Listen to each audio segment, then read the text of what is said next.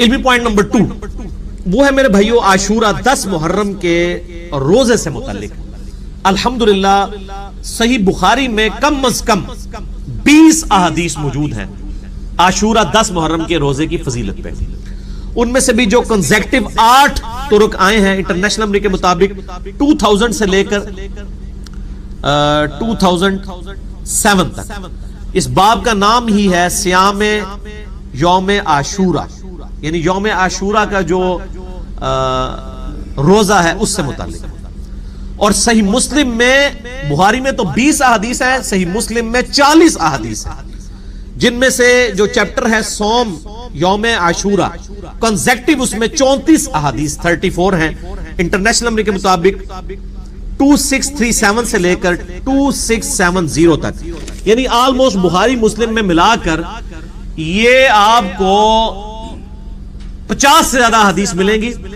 اور کم از کم 8 صحابہ سے یہ احادیث روایت ہیں، سیدنا عبداللہ ابن عباس سے، سیدہ عائشہ سے، سیدنا جابر بن سمرہ سے، سیدنا عبداللہ ابن مسعود سے، سیدنا عبداللہ بن عمر سے، سیدنا ابو موسیٰ اشعری سے، اور اسی طریقے سے حضرت معاویہ ابن ابی سفیان سے اور حضرت ابو قتادہ سے رضی اللہ عنہم اجمعین.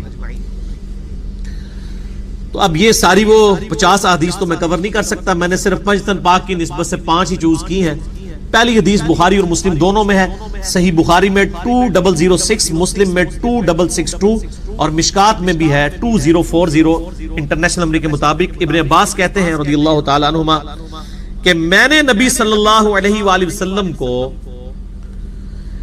یوم عاشورہ 10 محرم اور رمضان مبارک کے علاوہ کسی اور دن کے روزوں کا اہتمام کرتے ہوئے نہیں دیکھا. اور پھر ساتھ ہی فرمایا کہ آپ صلی اللہ علیہ وآلہ وسلم 10 محرم یوم عاشورہ کے دن کو باقی تمام دنوں پر فضیلت دیا کرتے تھے. یہ مسلم شریف کے الفاظ اور بخاری میں بھی موجود. دوسری حدیث صحیح مسلم میں ہے انٹرنیشنل نمبر کے مطابق 2746 اور مشکات میں 2044. ابو قتادہ کہتے ہیں کہ نبی صلی اللہ علیہ وآلہ وسلم نے فرمایا میں اللہ سے امید کرتا ہوں کہ یوم عاشورہ یعنی 10 محرم کا روزہ 1 سال کے گناہوں کا کفارہ بن جائے گا. 1 سال.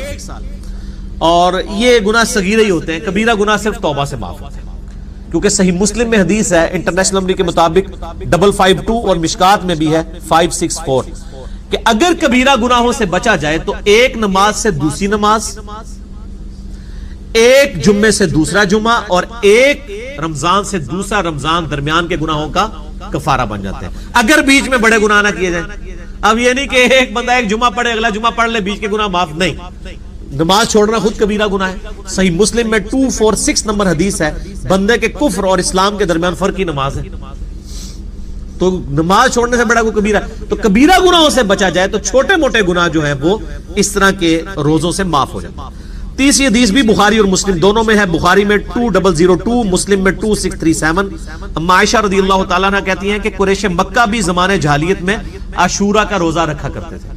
اور میرا گمان یہ ہے کہ چونکہ ابراہیم علیہ السلام کو آتش نمرود سے نجات ملی تھی تو بنو اسماعیل کو بھی عاشورہ کے دن کی فضیلت پتا تھی، حالانکہ مشرکین عرب بت پرست تھے، وہ بھی عاشورہ کا روزہ رکھا کرتے تھے. تو نبی صلی اللہ علیہ وآلہ وسلم بھی مکے میں عاشورہ کا روزہ رکھا کرتے تھے. رمضان شریف تو مدینے میں فرض ہوئے نا روزے، مکے میں آپ عاشورہ کا روزہ رکھا کرتے تھے. اما عائشہ کے آگے الفاظ ہیں حتیٰ کہ ہجرت مدینہ کے بعد بھی آپ صلی اللہ علیہ وآلہ وسلم ہمیں حکم دیتے تھے کہ ہم عاشورہ کا روزہ رکھیں، لیکن جب رمضان کے روزے فرض ہوئے تو آپ صلی اللہ علیہ وآلہ وسلم نے ارشاد فرمایا اب جس کی مرضی چاہے وہ عاشورہ کا روزہ رکھے، جس کی مرضی اس روزے کو چھوڑ دے. یعنی رمضان کے روزے جب فرض ہوئے تو نبی صلی اللہ علیہ وآلہ وسلم نے اس کو اوبلیگیٹری نہیں رہنے دیا بلکہ اس کو آپشنل رکھ دیا کہ 10 محرم کا روزہ یہ نفلی روزہ ہے، آپ کو رکھ لے ثواب ہے، کوئی چھوڑ دے کوئی گناہ نہیں، یہ فرض نہیں ہے. چوتھی حدیث بھی بخاری اور مسلم دونوں میں ہے، بخاری میں 2004، مسلم میں 2656. عبداللہ ابن عباس کہتے ہیں کہ جب نبی صلی اللہ علیہ وآلہ وسلم مدینہ شریف تشریف لائے تو آپ نے یہودیوں کو دیکھا کہ وہ عاشورہ کا روزہ رکھتے ہیں. پوچھا کیوں رکھتے ہو؟ تو انہوں نے کہا کہ اللہ تعالیٰ نے موسیٰ علیہ السلام کو نجات دی تھی فرعون سے، تو ہم اس دن کی تعظیم کرتے ہیں. مسلم شریف کے ایک طریق میں الفاظ ہیں ہم اس دن کی تعظیم کرتے ہیں, دوسرے میں الفاظ ہیں ہم اللہ کا شکر کرتے ہیں, اور تیسرے میں الفاظ ہیں کہ ہم اسے عید کے دن کے طور پر مانتے ہیں.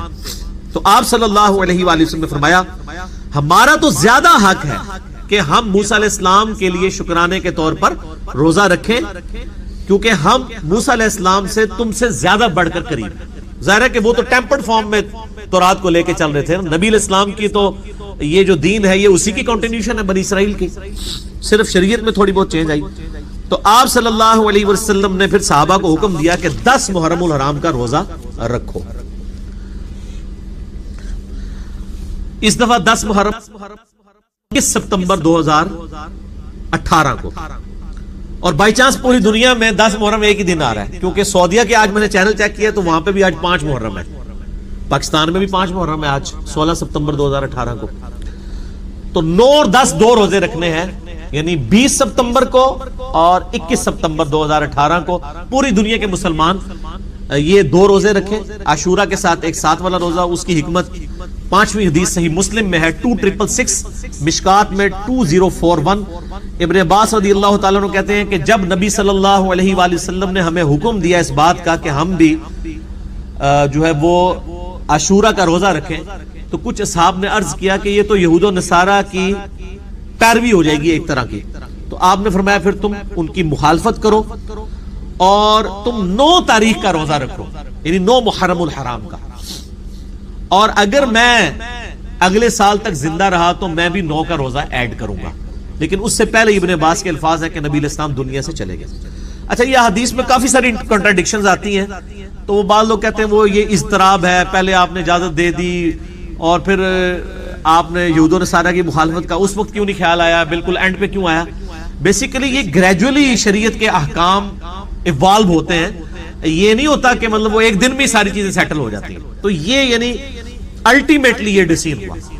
اچھا, یہ جو مسلم شریف کے الفاظ ہے نا, میں اگلے تم رکھو, یہ جب آپ کسی کا بھی ترجمہ دیکھیں گے نا, بریلوی, دیوبندی, اہل حدیث, شیعہ, تو سب نے بریکٹ میں لکھا ہوگا 9 کا بھی روزہ رکھو. یہ بھی جو انہوں نے لگائی ہوئی ہے نا, یہ حدیث میں نہیں ہے, لیکن لگائی صحیح ہوئی ہے. پہلی شاید جڑی کہ صحیح لائی ہوئی ہے انہوں نے, وہ اس لیے لگائی ہے کہ جامعہ ترمذی میں حدیث ہے 755 انٹرنیشنل نمبر کے مطابق کہ ابن عباس نے فرمایا کہ نبی علیہ السلام ہمیں یوم عاشورہ کا روزہ 10 محرم کو رکھنے کا کہتے تھے. اس میں 10 کی تاریخ بھی آ گئی. البتہ اس حدیث کی صحت میں اختلاف ہے, شیخ البانی سے صحیح کہتے ہیں, شیخ زبیر صاحب ضعیف کہتے ہیں حسن بصری کی تدلیس کی وجہ سے. لیکن اس کو سپورٹیو ایک چیز امام ترمذی نے ساتھ جو قول لکھا ہے نا, موقوفاً یہ روایت بالکل صحیح ہے, اس کو شیخ زبیر صاحب بھی صحیح مانتے ہیں.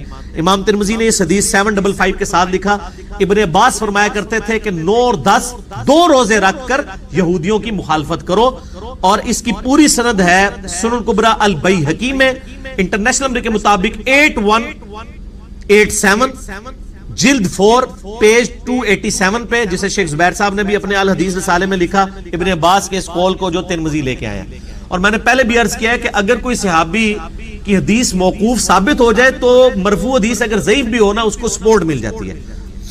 تو ابن عباس فرمایا کرتے ہیں کہ یہود و نصارہ کی مخالفت کرو, 9 اور 10 2 روزے رکھ کے. اب آپ کو پتہ چلا مسلم میں انہوں نے بھی کیوں کیا ہے, وہ اس کی وجہ سے کیا. مسند احمد میں ایک حدیث ہے انٹرنیشنل نمبر کے مطابق 2154, یہ حدیث کمزور ہے.